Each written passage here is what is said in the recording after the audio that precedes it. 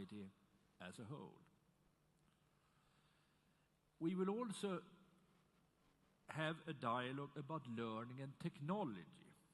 In what ways will future learning be affected by emerging new technologies?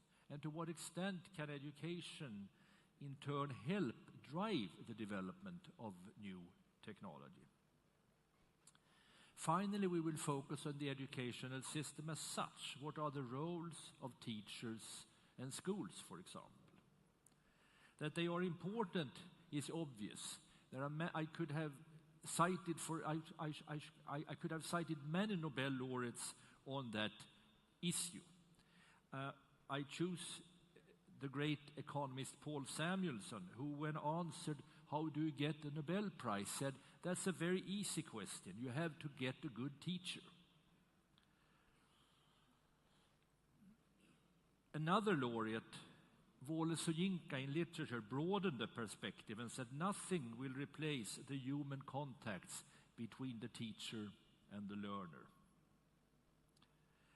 We will also see what we can do to involve more people in education, to safeguard that every child get an opportunity.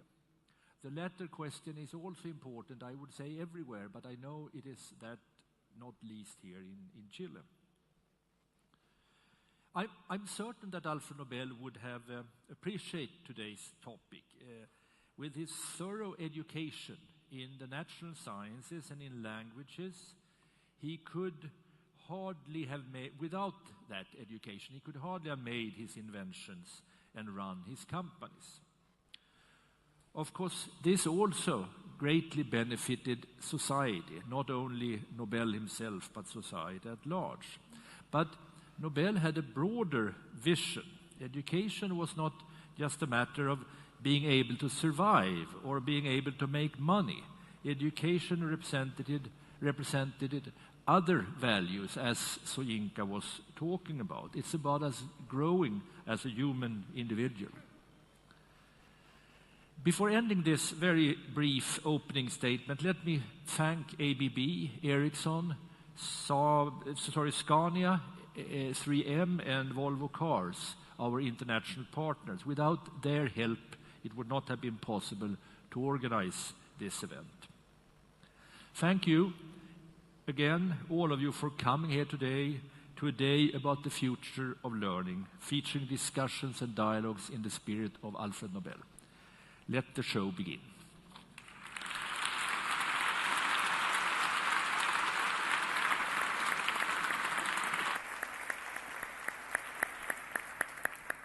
Thank you, Lars.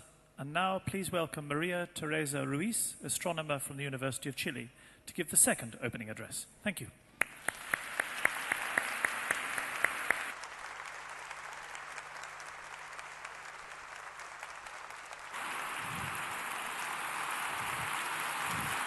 Buenos días.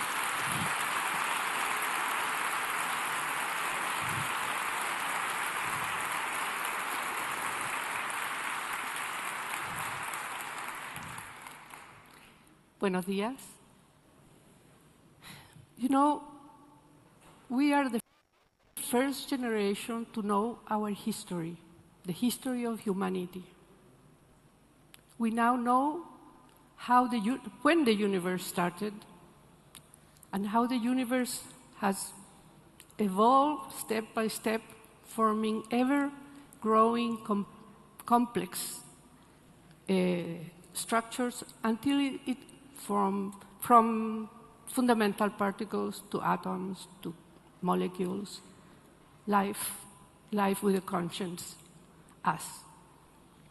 And we know then we all have the same origin.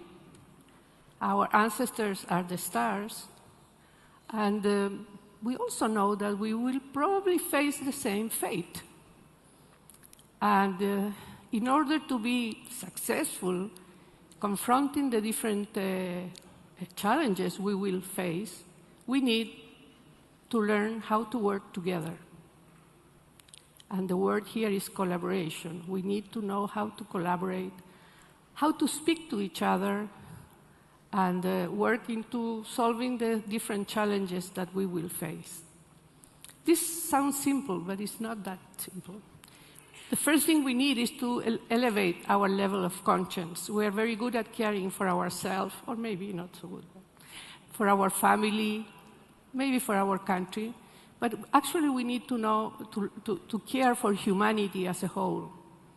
And not only those who live the planet today, but those who will leave this planet in 1 million years from now.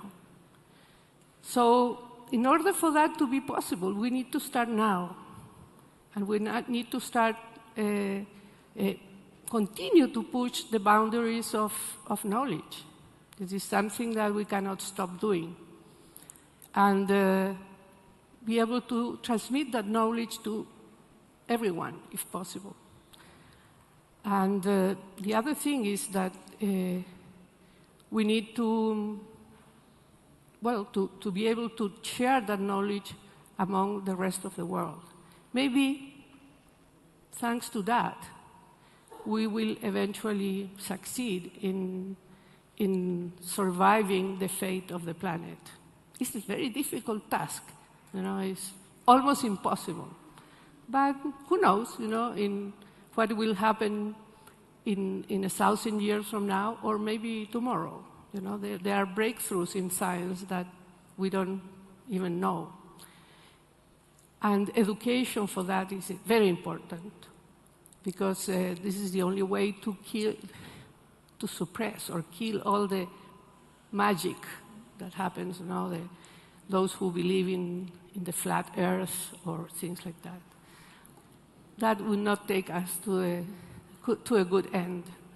So we have to be able to work together, and I see baby steps already happening. Like now we are worrying about some global problems we have in the world, and that is a good sign.